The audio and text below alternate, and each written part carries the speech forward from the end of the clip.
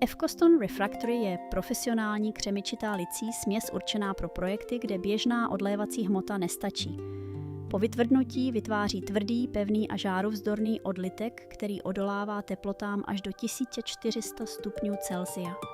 Díky vysoké odolnosti vůči povětrnostním podmínkám je vhodná nejen do interiéru, ale také pro dlouhodobé použití v exteriéru. Tato licí hmota se skvěle hodí pro výrobu nádob na kontejnerové svíčky, mísovitých ohnišť, krbových a kamnových kachlů nebo dílů pro stavbu zahradních pecí na pizzu a chleba.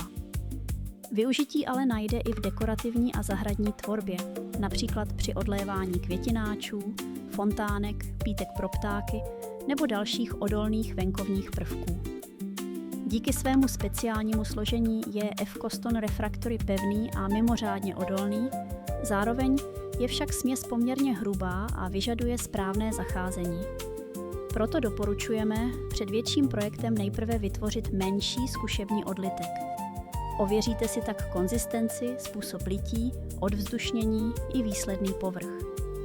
Pokud hledáte materiál pro odlitky, které musí zvládnout vysoké teploty, venkovní prostředí a mechanickou zátěž, F-Coston Refractory je spolehlivá volba pro náročnější, kreativní i řemeslné projekty.